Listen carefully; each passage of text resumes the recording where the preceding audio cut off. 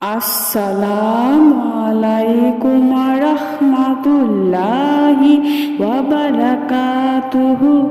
সুপ্রিয় সম্মানিত দর্শক ও শ্রোতা, আশা করি মহান রব্বুল আলামিনের দয়ায় আপনারা সকলেই ভালো আছেন। সুপ্রিয় সম্মানিত দর্শক ও শ্রোতা, আজকে হযরত আব্দুল্লাহ ইবনে আব্বাস রাদিয়াল্লাহু তাআলা আনহু থেকে একটি ঘটনা বর্ণনা করব। ঘটনার শিরোনাম হচ্ছে আশ্চর্য ধরনের পাখি।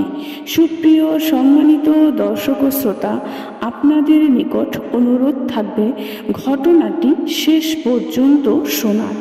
সাইদ ইবনে জুবাইর রাহমাতুল্লাহি আলাইহি বলেন, হযরত ইবনে আব্বাস রাদিয়াল্লাহু তাআলা আনহুর ইন্তেকাল হয় তায়েফে।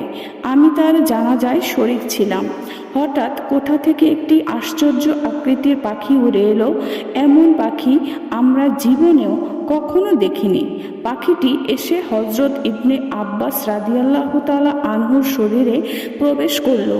আমরা অবাক বিস্ময়ে তা দেখছিলাম আর ভাবছিলাম কখন এই পাখি বের হবে, কিন্তু সে পাখি বের হতে দেখলাম না।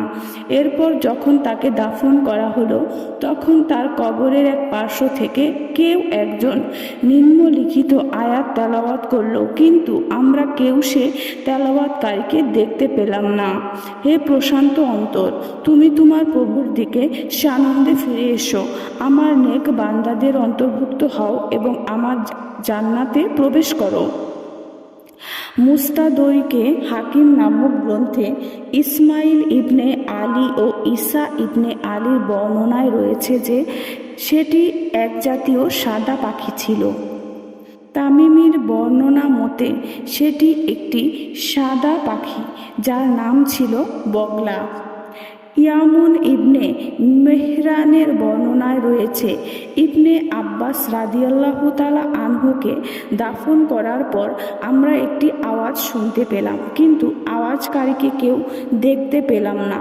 তারই দ্বিতীয় একটি বর্ণনায় আছে যে যখন হযরত ইবনে আব্বাস রাদিয়াল্লাহু তাআলা আনহুকে কাফন পরিধান করানো হচ্ছিল, তখন কোথা থেকে একটি পাখি দ্রুত এসে তার কাফনে প্রবেশ করলো, কিন্তু কি আশ্চর্য, সঙ্গে সঙ্গে সেটি অদৃশ্য হয়ে গেল।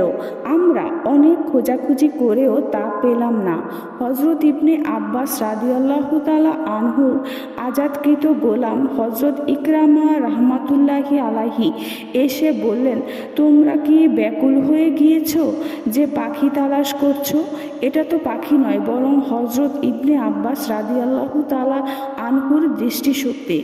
এই ব্যাপারে নবীজি সাল্লাল্লাহু আলাইহি ওয়াসাল্লাম বলেছিলেন যে মৃত্যুর দিন তার স্মৃতিশক্তি ফিরে আসবে।